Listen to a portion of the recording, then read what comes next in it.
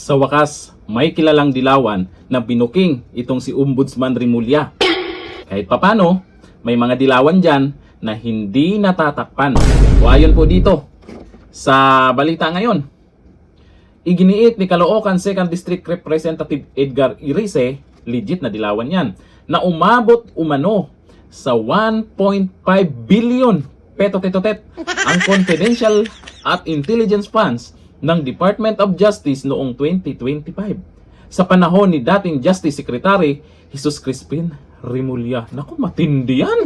Tapos ang iingay ng iba dyan sa confidential fund ni BP Sara, halos lahat ay tinitingnan kung saan napunta. Pero yung mga ganito umabot ng bilyon, kalain mo tinalo pa ang Vice President pagdating sa confidential fund. Bilyon ang pinag-uusapan dito. Pero nasaan na yung mga nag-iingay sa confidential fund ni BP Sara? Tameme, pagdating dito. Buti na lang, kahit papano may mga kilala tayong dilawan na may prinsipyo, may paninindigan. Mula noon hanggang ngayon, talagang ayaw nila kay Dunyor. Isa rin po si Atty. Rowena Guanzon, di ba? Hanggang ngayon. Yung iba, anyari, kain suka na. O, ito, sabi po ni Congressman Irice, mayroon siyang 350 million na confidential funds. Nag-request siya kay Saldico ng additional.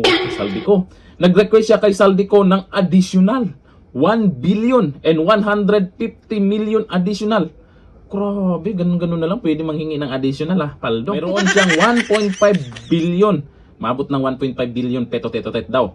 For the first time in history ng DOJ, may 1.5 billion na confidential and intelligence funds. Grabe. Kunisyon din niya ang sistema ng confidential funds at mga paggamit at ang paggamit ng aliases sa mga claim.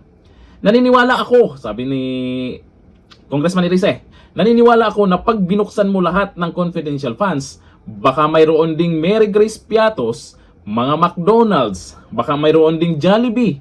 Kasi nga, ang concept, kaya madaling nakawin yung confidential funds, pwede kang maglagay ng aliases on the claim na pinoprotektahan mo yung identity ng asset. Kaya yun po yung nangyari kay BP Sara Duterte na may mga aliases talaga. Kasi hindi naman pwedeng ibulgar yung tao.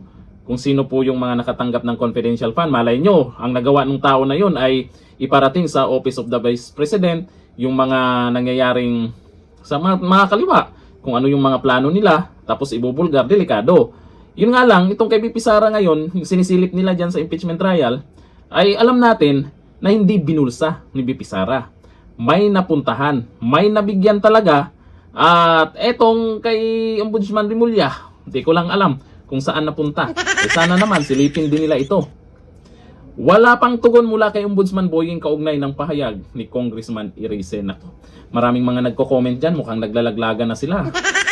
Ilabas na lahat yung mga confidential fund na yan. Hindi naman pwedeng si BP Sara Duterte lang yung iisa-isahin nyo kung saan napunta. Sa kanya na nga lang yung maliit lang na confidential fund pero siya pa yung may nagawa. Yung iba, bilyon. Kay Dunyor, kung gaano kalaki din yung confidential fund, ba't ayaw nilang silipin? Hindi naman kayo masyadong halata, di ba?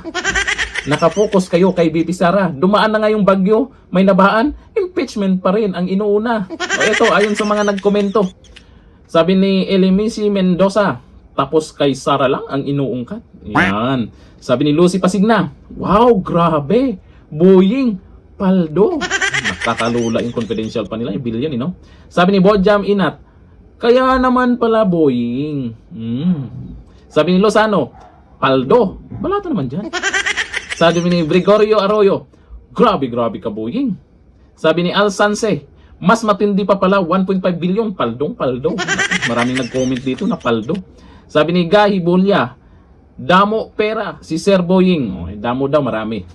Ayan, at least kahit papano may nagsasalita at napag-usapan na naman ngayon ito sa social media kung saan napunta. Hintayin po natin ang paliwanag po ni Ombudsman Remulla. Malay natin, talagang mayroong napunta sa tama yung confidential fund niya. Sana hindi siya magbingi-bingihan dito sa sinabi ni Congressman Irice at sana ay maging kontento tayo kung ano man yung maging paliwanag ni Ombudsman Remulla. Pilitin man nating intindihin sila, pero sila hindi inintindi si BP Sara. Di ba? O sa mga pink ina, kahit papano, may mga dilawan pa rin na hindi natatakpan, nagsasalita para sa katotohanan. Hanggang dito na lang. Thank you. Bye-bye.